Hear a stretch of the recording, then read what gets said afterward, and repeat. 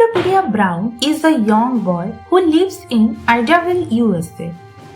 His father is the chief of police. In spite of being so young, he often helps his father solve mysteries that even the police find difficult to solve. Their discussions are generally held at the dining table.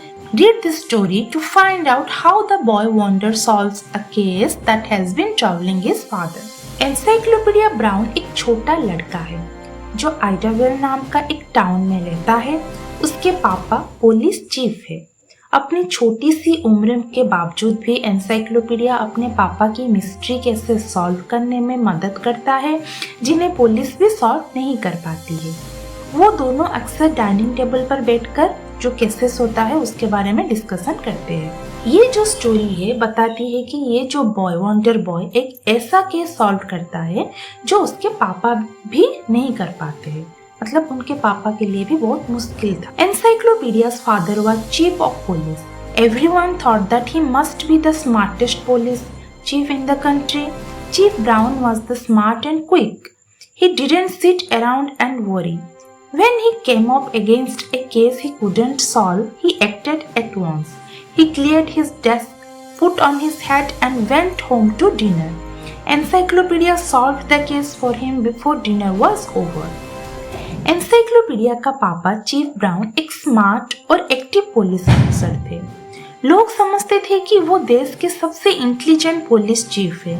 वो किसी case के बारे में ज्यादा tension नहीं लेते थे बल्कि एक्शन लेते थे। जब उनके पास कोई ऐसा केस आता जिसको वो सॉल्व ही नहीं कर पाते तो वो एक काम करते हैं, वो काम छोड़कर घर को ही चले जाते और डिनर के लिए बैठते हैं। डिनर के दौरान ही एनसाइक्लोपीडिया ब्राउन केस सॉल्व कर देता है। यानी इसमें हमें समझ में आता है कि चीफ ब्राउन अपने बेटे पर बहुत भरोसा करते थे। Chief Brown would have liked to tell everyone about his one only child, but who would believe him? Who would believe that the best detective alive was an 8th grader? So he said nothing. Chief Brown चाहते थे कि अपने बेटे के बारे में दुनिया को बताने के लिए कि देखियो मेरा बेटा कितना इंटेलिजेंट है, लेकिन वो सोचते थे कौन मानेगा कि एक छोटा सा 8th क्लास का लड़का दुनिया का बेस्ट डिटेक्टिव है। इसीलिए वो किसी से कुछ नहीं कहते थे। Encyclopedia never spoke of the help he gave his father. He didn't want to seem different from other boys, but there was nothing he could do about his nickname. He was stuck with it. Encyclopedia Brown खुद भी अपनी intelligence के बारे में किसी से नहीं कहना चाहता था। वो नहीं चाहता था कि लोग उसे अलग समझे। वो नॉर्मल बच्चा जैसे ही रहते थे वो वैसे ही रहना चाहता था, लेकिन उसका निकनेम एनसाइक्लोपीडिया सबको मालूम था और उस नाम से वो छूट नहीं सकता था। यानी कि वो हम्बल था। Only his parents and teachers called him by his real name, Leroy. Everyone else called him Encyclopedia. An encyclopedia is a book or set of books filled with facts from A to Z. सिर्फ उसके parents और teachers उसे उसका real name Leroy से बुलाते थे, बल्कि सब लोग उसे एनसाइक्लोपीडिया ही कहते थे, क्योंकि जैसे एनसाइक्लोपीडिया बुक में A to Z तक नॉलेज होती है वैसे ही उसके दिमाग में भी हर टॉपिक का ज्ञान था। He read more books than anyone in Idyllwill and he never forget a fact. His pals said he was like a library and computer rolled into one and more user-friendly. At the dinner table on Tuesday night, Chief Brown started at his cream of mushroom soup. Encyclopedia and his mother knew what that meant. He had a mystery he could not solve. Tim Nolan died yesterday, he announced in a matter-of-fact manner. Encyclopedia Brown Idlewild के सबसे intelligent लड़का में से था। उसके दिमाग में हर बात याद रहती थी। वो कभी कोई फैक्ट नहीं भूलता था। उसके दोस्त कहते थे कि वो एक लाइब्रेरी और कंप्यूटर दोनों का कॉम्बिनेशन है, लेकिन उससे भी ज़्यादा फ्रेंडली और इजी टू टॉक है।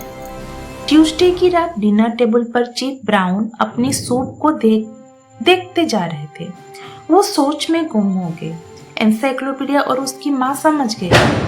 जब भी चीफ ब्राउन ऐसे चुप रहते और सूप को घूरते, इसका मतलब होता है कि उनके पास एक ऐसा केस है जो वो सॉल्व नहीं कर पा रहे हैं। चीफ ब्राउन ने शांत लेकिन सीधे अंदाज में कहा, टिम नोलन कल मर गया। That name is familiar, Mrs. Brown said. Wasn't he mixed up in a jewelry robbery a few years ago? Mrs brown ने कहा, ये नाम तो सुना सुना लगता है। क्या ये वही आदमी था क्या जो किसी ज्वेलरी रोबेरी में शामिल था कुछ साल पहले? 5 years ago, Chief Brown replied. 2 masked men held up the Diamond Mart on 6th Avenue. They got away with $1 million worth of jewelry. Chief Brown ने बताया, हाँ, 5 साल पहले 2 मास्क्ड, मतलब जो चेहरे में मास्क पहनते हैं, आदमियों ने डायमंड मार्ट नाम का एक ज्वेलरी स्टोर में लूट की थी।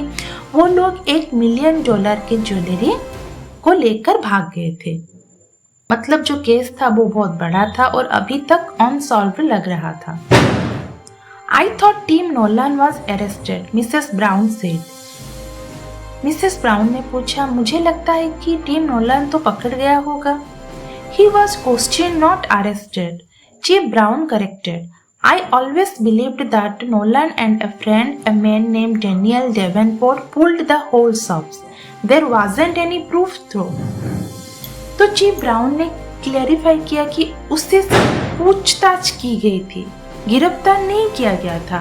मुझे हमेशा से लगता है कि नोलन और उसके एक दोस्त डेनियल डेवेनपोर्ट मिलकर ये रोबेरी किए थे, लेकिन कोई सबूत हमारे पास नहीं मिला है। Encyclopedia said quietly. He knew his mother and father were discussing the case for his benefit. तो एनसाइक्लोपीडिया चुपचाप बैठा था।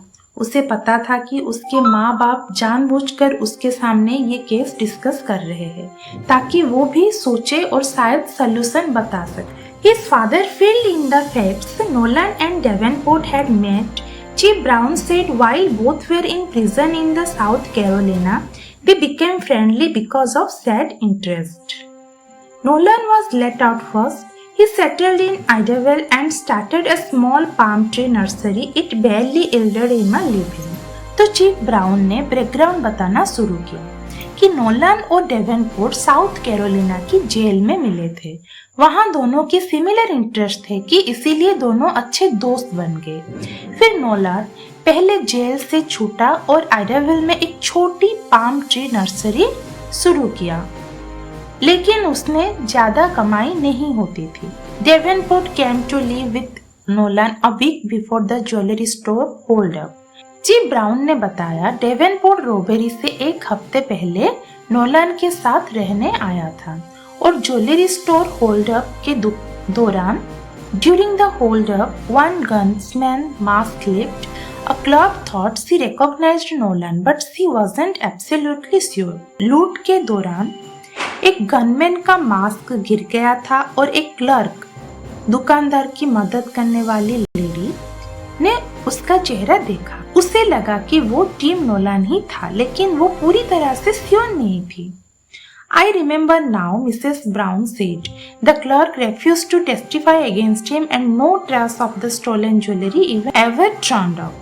मिसेस ब्राउन बोली, हाँ मुझे याद आ गया, उस क्लर्क ने कोर्ट में उसके खिलाफ गवाही देने में मना कर दिया था और चुराई हुई ज्वेलरी भी कभी मिल नहीं पाई, इसीलिए वो केस वीक पड़ गया और नोलन बच गया। डेवेनपोर्ट hasn't been seen since the hold up, Chief Brown said. My hunch is that he and Nolan decided to hide the loot until things cooled down. तो चीफ ब्राउन ने कहा, उस लूट के बाद से डेवेनपोर्ट गायब है। मुझे लगता है कि नोलन और डेवेनपोर्ट ने चुराई हुई ज्वेलरी कहीं छुपा दी थी ताकि जब तक हालचाल शांत न हो जाए तब तक पुलिस को पता न चले। Didn't you search Nolan's house, dear? I got a court order this morning, Chief Brown said.